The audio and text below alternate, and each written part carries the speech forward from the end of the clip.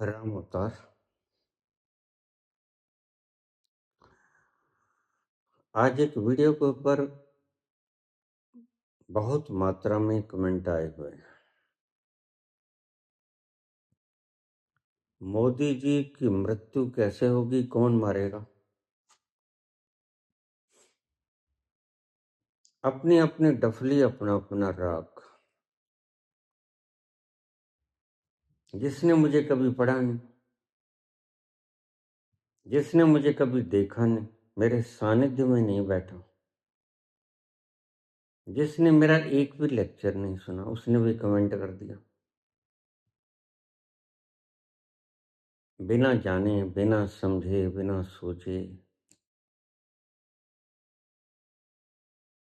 ऐसे ऐसे कमेंट आए। मोदी जी कभी मर ही नहीं सकता है। अब इसको मैं क्या कहूं?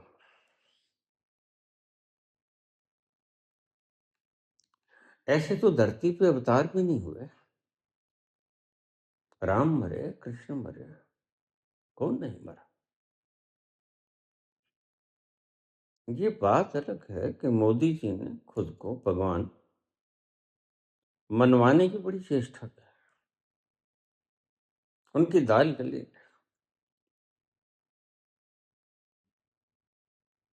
भगवान होने का तरीका होता है,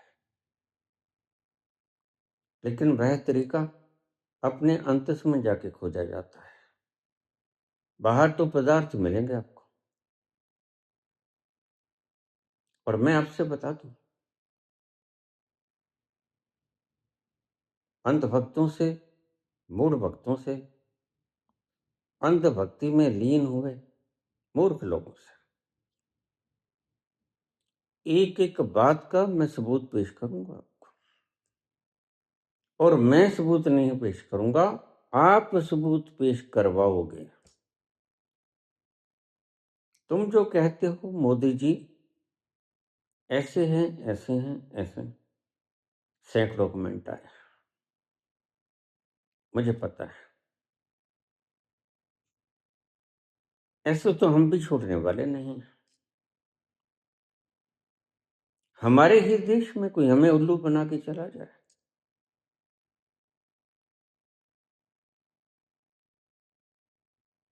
ये कैसे संभव है? हम आपको पाई पाई का हिसाब देंगे। हम इनका करेंगे नर्क को।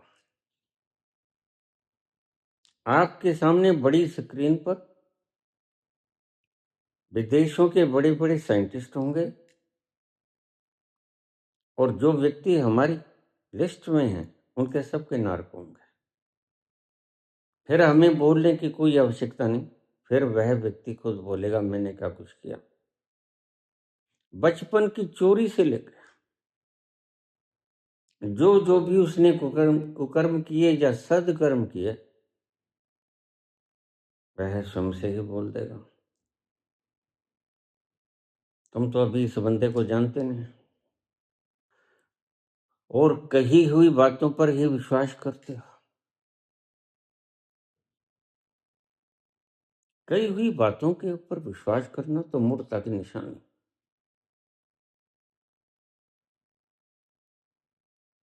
कसो पहले कसौटी के ऊपर। जो व्यक्ति 6 जमात पढ़ा है और एमए की डिग्री ले रहा है, एंटायर पॉलिटिक्स साइंस, जो कि होता ही ना, इनका कोई सहपाठी है, ना इनको किसी ने पढ़ाया ये सब्जेक्ट, जो होता ही नहीं।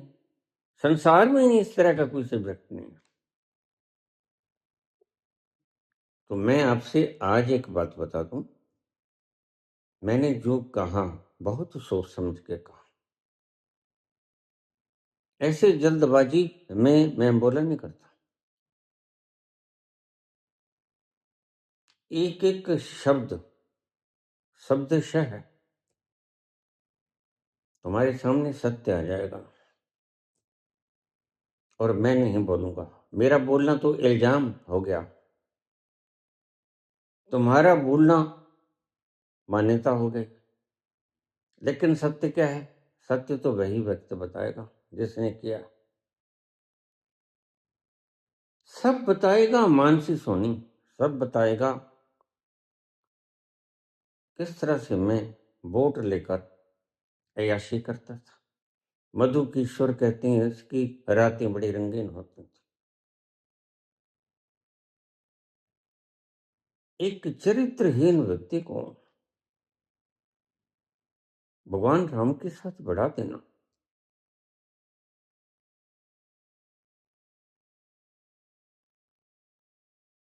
कहां तक तर्कयुक्त है। जिससे अपना परिवार ही नहीं संभल सका वह देश कैसे संभालेगा। जो अपनी घरवाली को ही नहीं संभाल सका, भाग गया, वह देश कैसे संभालेगा। तुम्हें बुनियादी बातें तो समझाती नहीं। यही तो निशानी है मंदबुद्धियों की। जो घर से अपने माता पिता की जेवरात उठा के ले गया और उसका पिता कैंसर की बीमारी से मर गया बिना पैसे के इलाज, उसको क्या कहोगे तुम। जो चीज तुम मनवाना चाहते हो वह दिखावे की जीत है।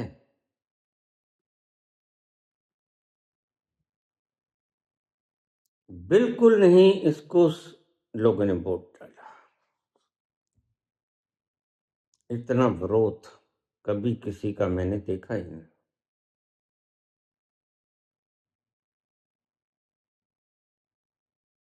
जितना विरोध मोदी जी का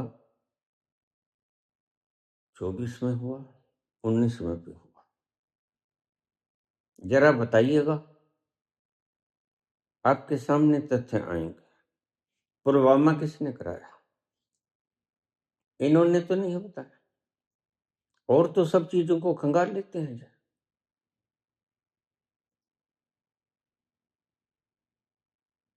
आज हमारे एनएसए साहब अजित डोभाल बोल रहे थे कि स्वतंत्रता में महात्मा गांधी का कोई योगदान नहीं था।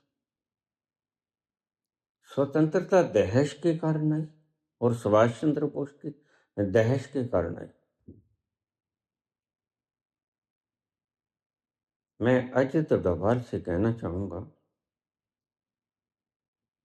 क्या तुम्हें व्यर्थ की बकवासें ही सुझाई देती हैं? देश के सारे मुद्दे हल हो गए। देश में कोई भी मुद्दा ऐसा नहीं बचा जिसके ऊपर चर्चा की जाए। संसद के अंदर वंदे मातरम और बाहर देश किसने आजाद कराया, और आपके ही लोग सुभाष चंद्र बोस को गद्दार कह रहे हैं, भगत सिंह को गद्दार कह रहे हैं। अगर तुमने आजादी के लड़ाई के अंदर कोई योगदान नहीं किया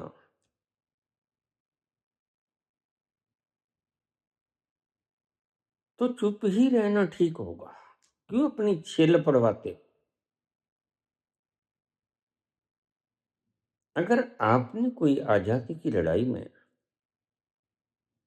कोई योगदान नहीं किया, मैं रोज कहता हूं एक चिड़ी भी नहीं आपकी घायल हुई, उस व्यक्ति को बोलने का अधिकार है आजादी की लड़ाई के बारे में। और डोभाल जी, आपने तो अपने बेटे बाहर भेज दिए। यहां तुम कहते हो कि नौजवानों के सीने में आग होनी चाहिए, तो बुलाओ ना अपने बच्चों को, वो भी नौजवान। सीने में आग हमारे ही बच्चों के क्यों? आपके बच्चे यहां बुलाओ, हमारे ही बच्चे कांवड़ क्यों उठाएं? यह मूढ़तापूर्ण कार्य हमारे ही बच्चे क्यों करें? तुम अपने बच्चों को बुलाओ ना।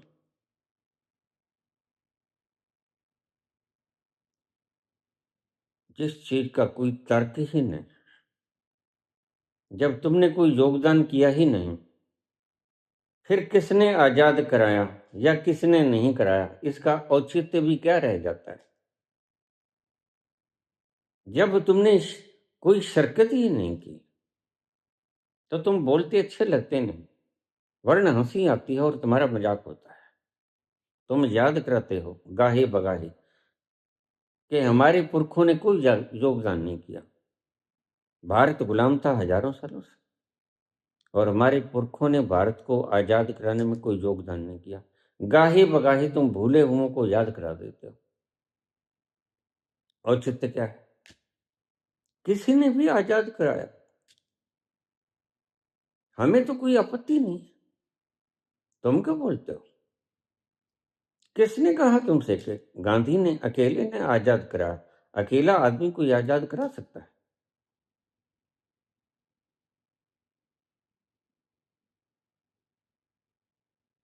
जरूरी होती है संगत। अब तुम चुनाव लड़ते हो बीजेपी वालों, अगर कार्यकर्ता ना हो तो चुनाव अकेला आदमी लड़ लेगा? अकेले आदमी में क्षमता होती है? लेकिन तुमने तो सदा वही बात कही, खान पीन नु बांदरे ते टंबे खान नु रिच। हमारी पंजाबी में कहा गया। जब वोट लेना था तो मोदी के नाम पे वोट ले लो, मांग लो, कहो मोदी ने कहा है वोट डाल दो। मोदी ने कहा है वोट डाल दो, मोदी के नाम पे वोट बिल्कुल नहीं मिला। वोट मिला है हेरा फेरी से। ज्ञानेश कुमार ने तुम्हें जिताया, उससे पहले राजीव कुमार ने तुम्हें जिताया। हमारी इस शंका का समाधान कीजिए पहले, और अगर हमारे में जरा भी गलती है तो हमें दंडित कीजिए। बोलो, है मंजूर? तुमको जिताया ज्ञानेश कुमार ने ईवीएम ने। मोदी जी को वोट तो बहुत कम लोगों ने दिया दिया, मैं जानता हूं। अंधभक्ति का प्रमाण ये जो रोज हम देखते हैं कमेंट आते, तो लोग तो हैं इनके पीछे, लेकिन अंधभक्त हैं और उनकी संख्या थोड़ी सी। एक मछली सारे तालाब को गंदा कर देती है। एक कमेंट देख लेते हो तुम, 1000 कमेंट तुम नहीं देखते जो अच्छे आते।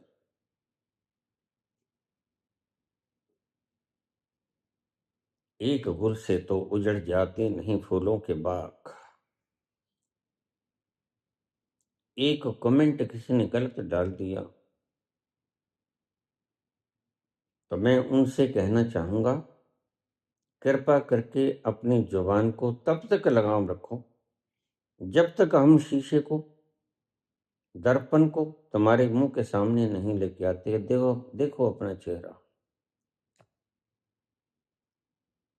तो तुम अपने चेहरे को देखोगे और तुम अपने मुख से बखान करोगे।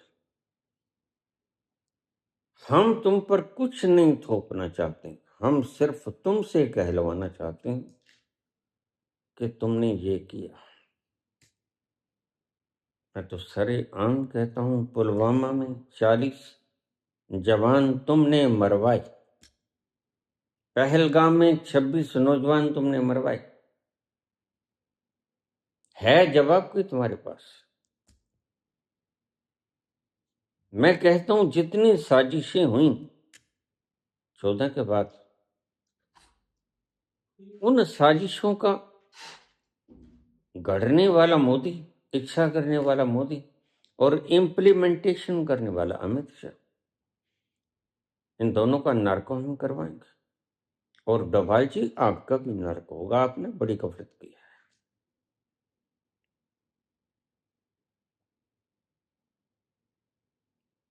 आपने वो काम किए हैं जो धरती भारत माता के लिए कलंक है। बस एक बार हमें थोड़ा वक्त दे दो, और हम तुमसे वक्त नहीं मांगते, वक्त तो आ ही जाएगा। हम जानते हैं जो मैंने बोला, एक एक हर्फ वाला हर्फ तुम्हें साफ हो जाएगा। पुलवामा तुमने कराया, पहलगाम तुमने कराया, उड़ी तुमने कराया, पठानकोट तुमने कराया, लाल किले का बम ब्लास्ट तुमने कराया। तुम्हारे ही आरएसएस से निकले हुए लोग बता रहे हैं, जो कहते हैं हमें अच्छा नहीं लगा, आरएसएस की पॉलिसी से हमें अच्छी नहीं लगी, भेद द्वेष नफरत को फैलाने वाली पॉलिसी, हम सो नहीं सकते। किसी को जहर बांटोगे तो तुम भी कैसे जिंदा रहोगे? किसी न किसी दिन वो जहर घूम फिर कर तुम्हें भी पीना पड़ेगा। तुम दूसरों पर हिटलराना काम करते हो। क्या हिटलर बच पाया? मुसोलिनी बच पाया? क्या स्टालिन बच पाया? चंगेज बच पाया? लोग कहते हैं परमात्मा की सृष्टि में न्याय नहीं, तो बताओ अन्याय कहां हुआ? सभी मरे कुत्ते की मौत मरे।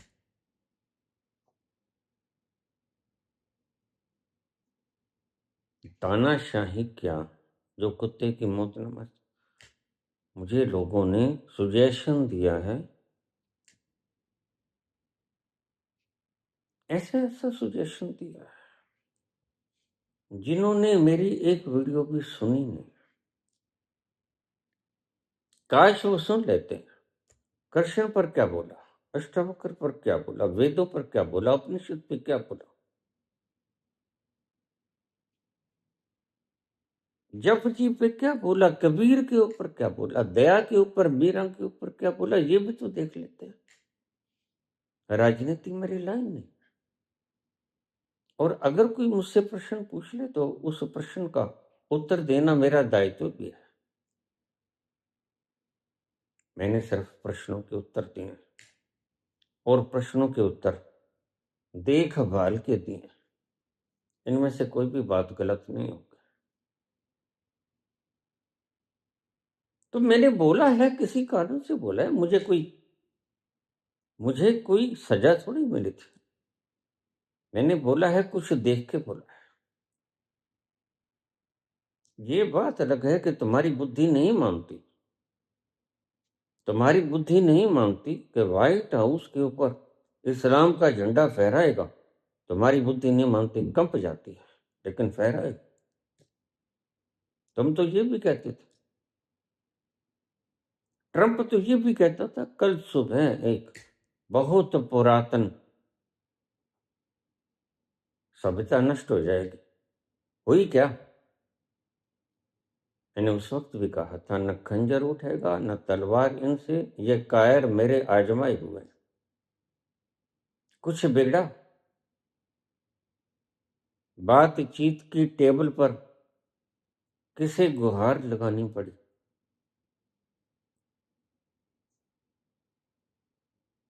ऊट पटांग बात मत किया करो अंधभक्तों। तुम उसी कौम के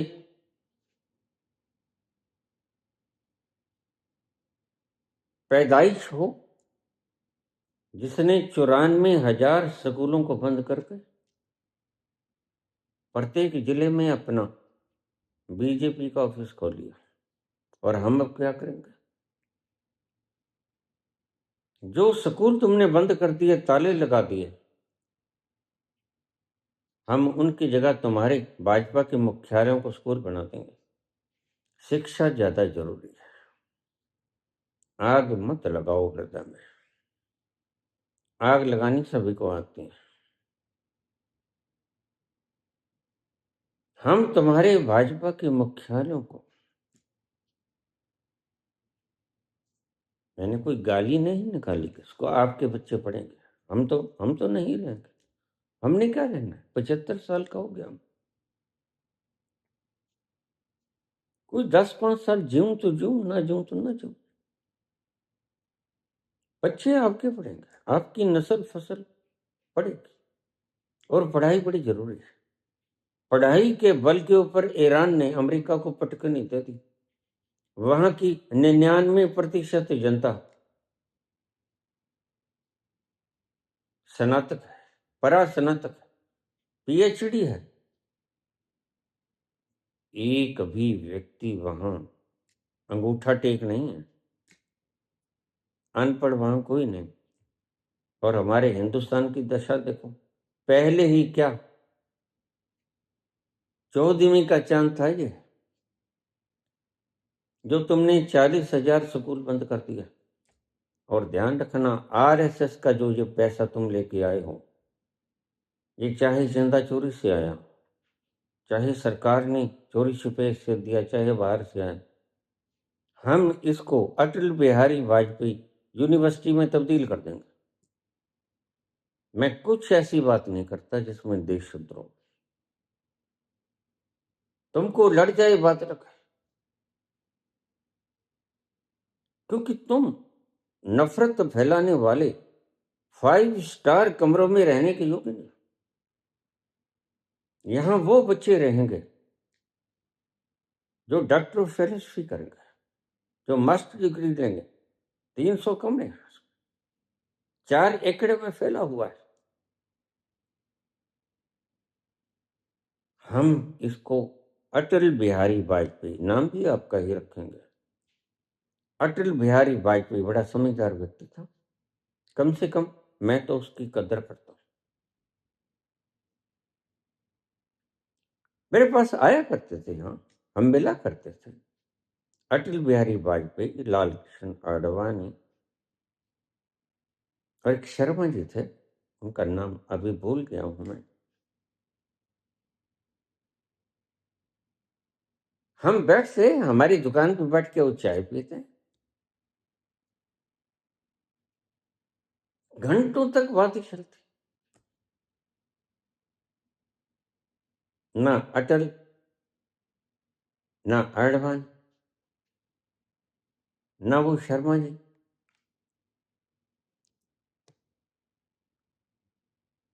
मोदी जी भगवान हो सकते हैं आपके लिए, हमारे लिए शैतान। हमारे लिए तो यह वो व्यक्ति है जिसने गुंडागर्दी फैलाई, जिसने दहशत फैलाने की चेष्टा की। यह बात अलग है कि उसकी फिलोसफी चली नहीं। मूर्ख व्यक्तियों की फिलोसफी चला भी नहीं करता। फिर इतनी बड़ी जमात में ऑर्डर कर देना, पैरेड चलाओ, लाठियों के ऊपर। ये नया फार्मूला तुम्हें किसने सिखा दिया? कील लगा के मारना, स्त्रियों के गुप्तांगों में लाठियां के छोड़ देना। हम तुमसे तुम्हारी मां बहनों को मांगेंगे और उस लड़की से कहेंगे इसके गुप्तांगों में यह डंडा घुसेड़ो, ताकि तुम्हें पता चले कि तुमने क्या गुनाह किए। जब एक कत्ल के अपराधी को जज सजा दे सकता है, सजाए मौत, तो हम क्यों नहीं बदला ले सकते? हम अमित शाह से बच्चे मांगेंगे, क्योंकि पैरेट, उसकी आंखों की दृष्टि चलेगी पैरेट गन से। हम कहेंगे बच्चे तो इसकी आंखों की रोशनी लौटाओ। 10 लोग घायल हो गए। तुम कहोगे वो तो हम दे नहीं सकते। हम कहेंगे जयशा को दे दो, वो तुम्हारा बेटा है, आग लगेगी। हम जानते हैं तुम्हारा खून खून, हमारा खून पानी, ये चलेगा ना? हम देख रहे थे, मुद्दतों से देख रहे थे, शायद तुम में कोई परिवर्तन आ जाए, नहीं आए।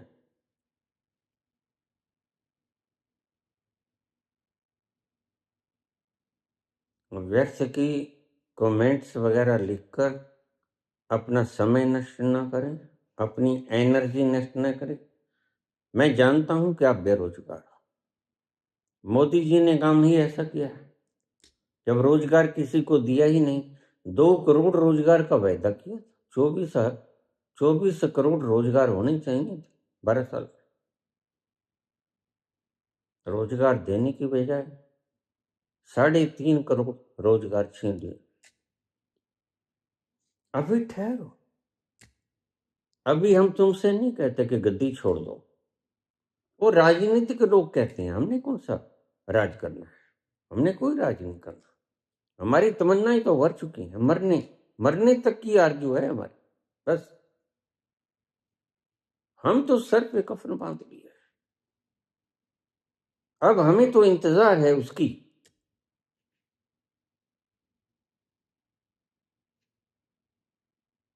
जो हमें फना करेगा। है तुम में जान, है तुम में ताकत, है तुम में। मैंने तुम्हारे क्या क्या अलंकार नहीं प्रयोग किया, तुम्हारा खून नहीं खोला।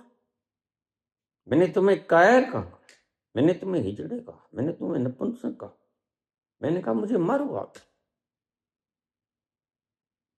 कोई नहीं है। इससे साबित होता है कि तुम नपुंसक हो, हिजड़े हो, कायर। तुम्हारे सारे कमेंट मैंने पढ़े। आखिर दुनिया का हालचाल तो देखना ही चाहिए ना। तो हमसे कोई सवाल पूछे तो हम बता तो सके ना कि लोग आज किस मेंटेलिटी के हैं हिंदुस्तान में। हम आह भी भरते हैं तो हो जाते हैं बदनाम, तुम कत्ल भी करते हो तो चर्चा नहीं होता।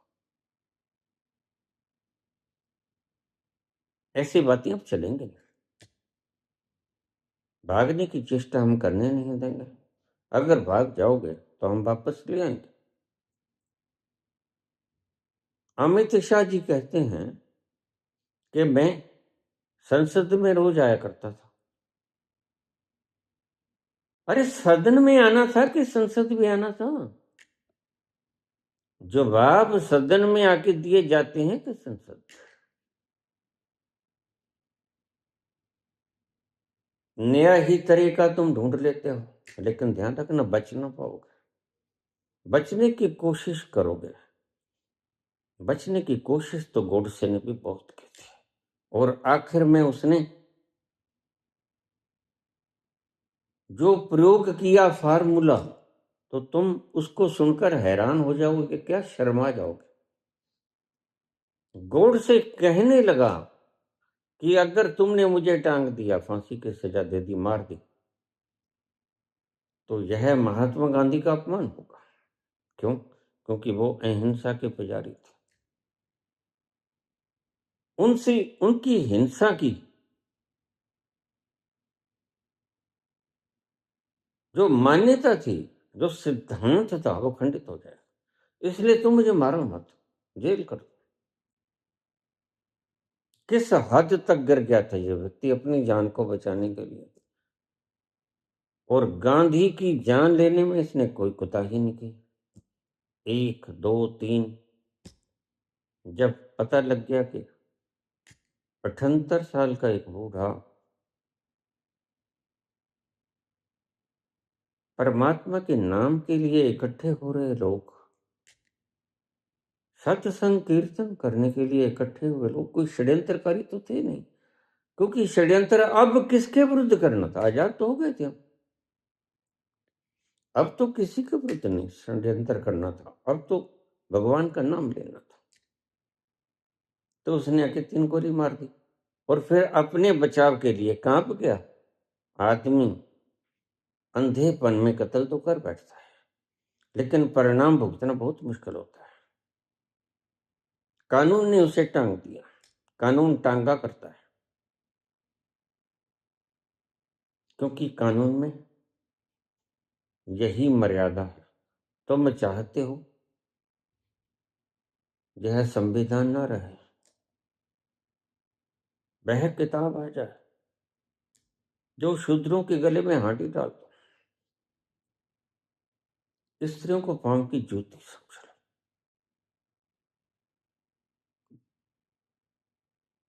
मेरिट को खत्म कर दो। बस जो ब्राह्मण की कोख से जन्मा, वह जन्मजात मेरिट है, ये हम चलने नहीं देंगे। चाहिए मैं खुद भी ब्राह्मण के घर में जन्मा, लेकिन मैं इस पार्शियलिटी को स्वीकार नहीं करता। इंसान है, सभी सभी को दर्द यकसां होता है। चुटकी भरोगे तो दर्द होगा। तो इसलिए भक्तजनों, कोई अंध भक्त कहता है, मैं इन्हें मूर्खानंद कहता हूं। तुम्हें एक एक बात का हिसाब मिलेगा और हम नहीं बताएंगे। हम बताएंगे तो हम तो बता ही रहे हैं जो कुछ किया है। तुम माने कहाँ? अब तो ये बताएंगे और तुम सुनोगे, और वाइट स्क्रीन के ऊपर सारी दुनिया सुनेगी। बाहर से हम बुलाएंगे बुद्धिजीवियों को, डॉक्टर्स को। वो सोडियम पेंटाथॉल का इंजेक्शन जब लग गया, फिर तुम पूछना कि किसने करवाया पुलवामा, किसने कराया पहलगाम, किसने इन बच्चों को मारा, इजाजत दी, किसकी इच्छा थी, कहां से आदेश आया, किसने इंप्लीमेंट किया, क्यों किया? क्या बच्चे उग्रवादी थे? क्या बच्चे तुम्हारे कुछ लूटने आए थे? उनके हाथों में शस्त्र तुमने पकड़े? तुमने देखा उनके पास कोई बम था, कोई बारूद था, कोई पिस्टल, कोई AK-47? तुम्हारे तो बिहार में AK-47 भी चली, पैलेट गन भी चली। तो ठीक बोल रहे हैं। अगर कोई तुमसे हिसाब मांगता है तो तुम मालिक नहीं हो, तुम्हें हिसाब देना होगा। और हिसाब नहीं दोगे तो याद रखना, हिसाब तो देना ही होगा।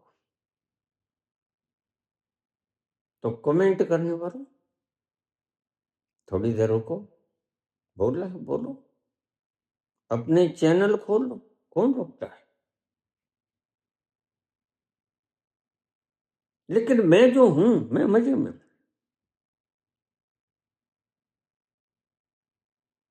मैं कमतर हूं, मैं ज्यादा हूं, मैं जो भी कुछ हूं, मैं आनंद में हूं, मजे में।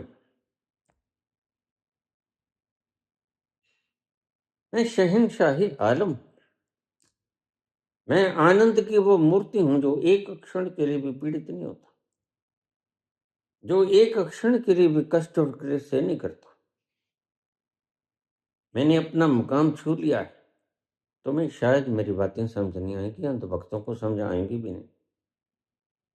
बस मेरे बोलने का मकसद सिर्फ यही है कि थोड़ा देख समझ के बोला करो। ऐसे प्रत्येक व्यक्ति के ऊपर कमेंट करना ठीक नहीं। कमेंट ही करना है तो सारे दिन कमेंट करो, अपने चैनल खोलो, अपना मीडिया बैठाओ, सारे दिन गालियां निकालो, हमें कोई हर्ज नहीं। हम जरा भी परवाह नहीं करेंगे, कोई कंप्लेंट नहीं करेगा तुम्हारी। लेकिन हमारी पेज के ऊपर आकर कमेंट अगर करोगे तो खतरा करोगे, याद रखो। हम फिर तुमसे मोबाइल नंबर पूछेंगे, हम तुमसे तुम्हारा एड्रेस पूछेंगे। अब तुम समझ लो मैं क्या कहना चाहता हूं।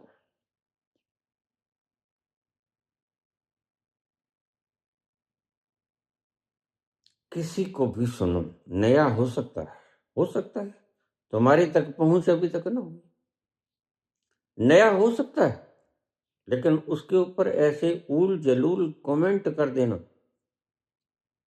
अशोभनीय है।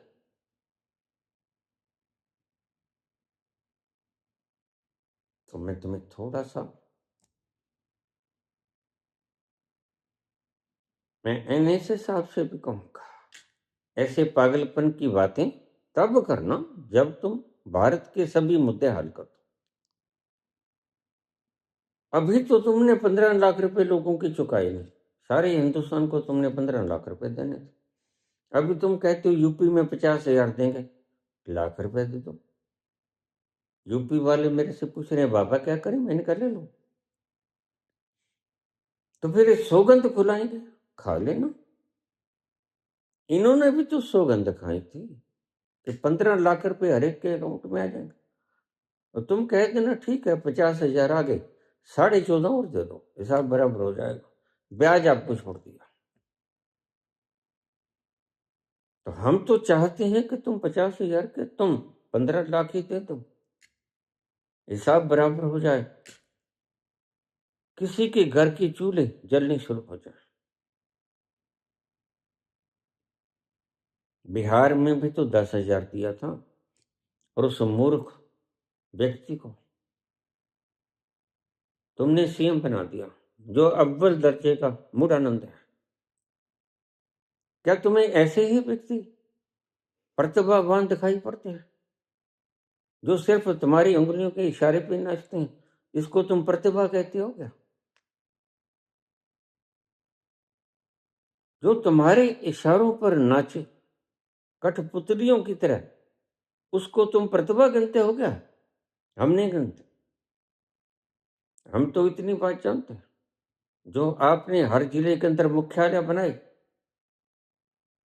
और तुमने स्कूलों को बंद कर दिया, हम उन स्कूलों को पुनः खोलेंगे और खोलेंगे। तुम्हारे भाजपा के कार्यालयों में खोलेंगे। बच्चे पढ़ेंगे भाई, बच्चों की, आपके बच्चे पढ़ेंगे, हमारे बच्चे तो पढ़ लिए। और तुमने यूनिवर्सिटी तो बनाई नहीं, एक यूनिवर्सिटी को ढाने चले थे तुम। पुरानी आदत है, बुलडोजर फरवाएंगे। कोई बात नहीं, फरवा दो। हम तुम्हारा ये जो, जिसके ऊपर आपने 52 साल तक तिरंगा लहराया नहीं, आज कहते हो घर घर तिरंगा।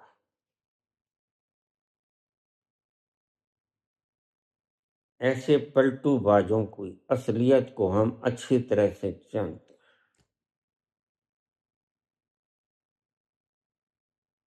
कल तुम कहते थे नहीं लहराएंगे, ये भी कोई रंग है? 3 का आंकड़ा ही गलत होता है। और तुमने 2 मुआ झंडा बना दिया। 2 मुआ झंडा अच्छा होता है क्या?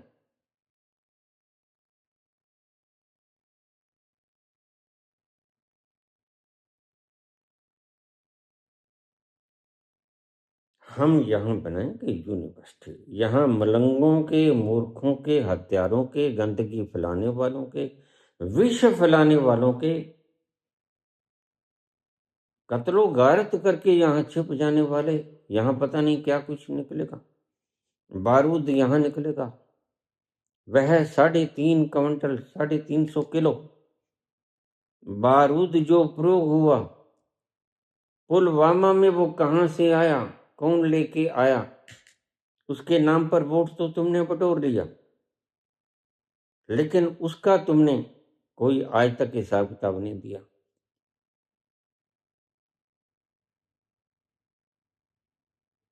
तुम्हारे लिए पेंडेमिक आता है तो तुम्हारी दिवाली बन जाती है। कोरोना आया, तुम्हारी दिवाली बन गई। तुमने पीएम केयर्स फंड खोला, तुमने उसका हिसाब दिया? क्यों नहीं हिसाब दिया? अरे चाय बेचने वाले के बच्चे ही थे, कोई इस देश के मालिक के बच्चे तो नहीं थे। जिसने 160-65 करोड़ रुपए का आनंद भवन दान कर दिया, और बाकी की जायदाद भी दान कर दी। इंदिरा गांधी ने अपना सोना दान कर दिया, इंदिरा गांधी ने चांदी दान कर दी, जो उसको तोल कर मिली थी। वह लेने ही नहीं गई, वहां पड़ी है अभी म्यूजियम में। तुमने अभी तक पता नहीं लगाया भगवान राम के मंदिर में चोरी की किसने। आज तक तुमने पता नहीं लगाया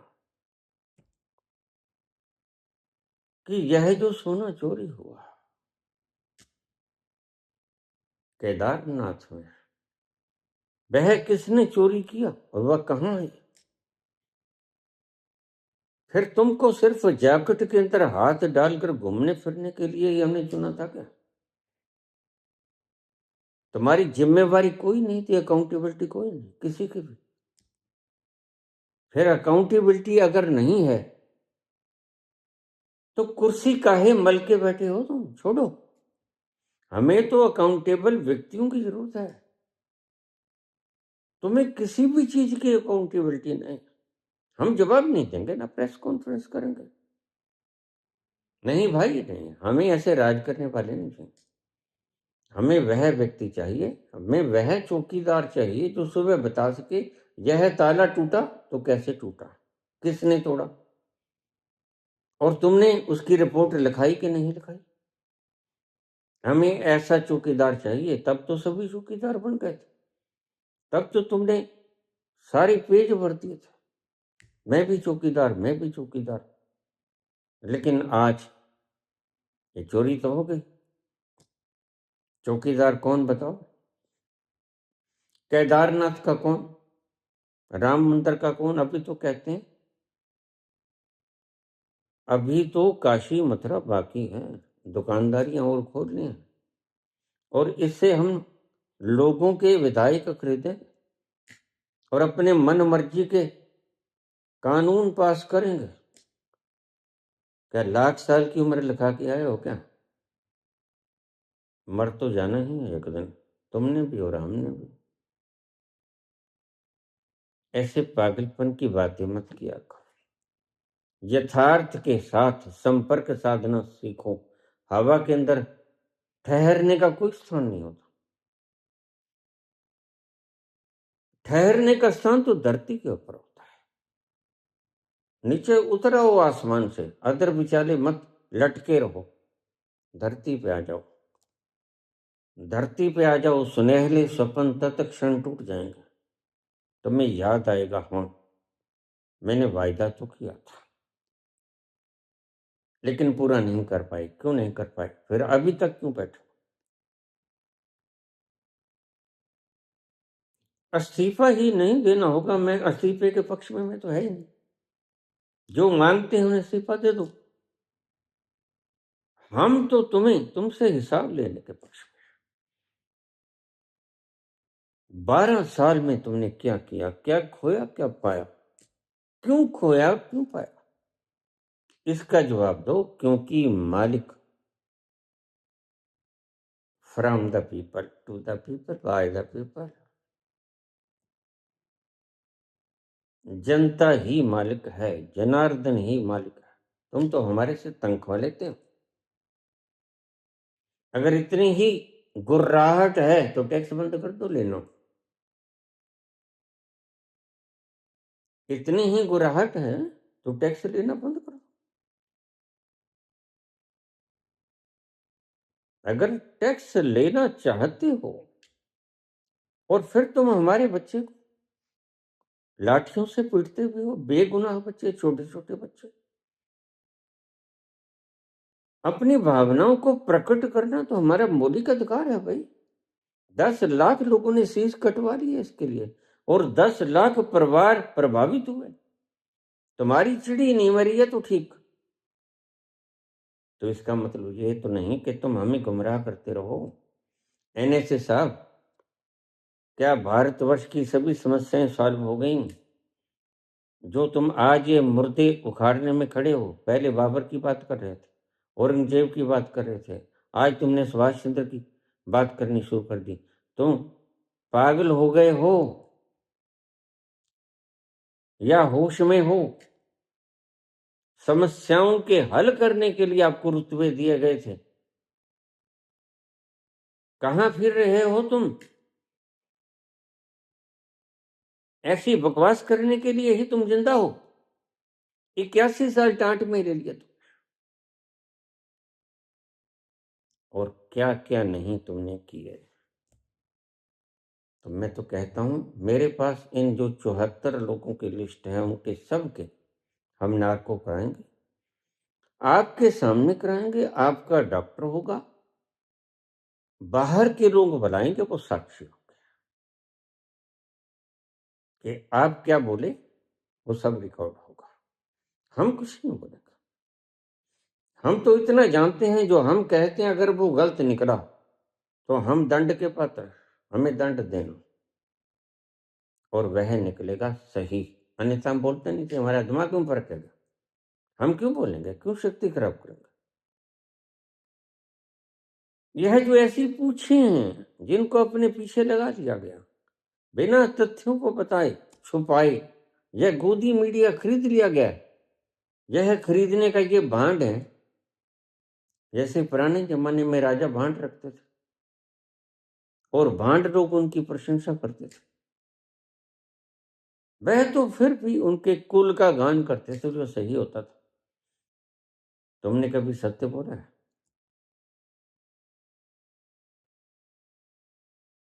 इसलिए मैं तुमसे कहता हूं, ना तो इस गोदी मीडिया के किसी चैनल को सुना करो,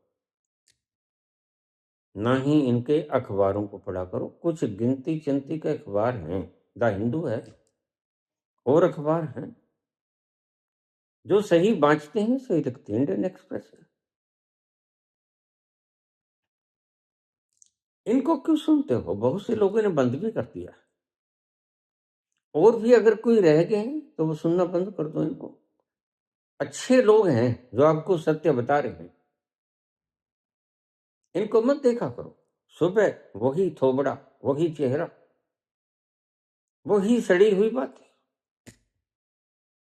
अरे भाई, दिन सारा खत्म हो जाता है कि तुम 12 बजे लोगों को जगाते हो और 12 बजे तुम मीम बनाते हो, 12 बजे तुम रील बनाते हो। क्या मतलब हुआ?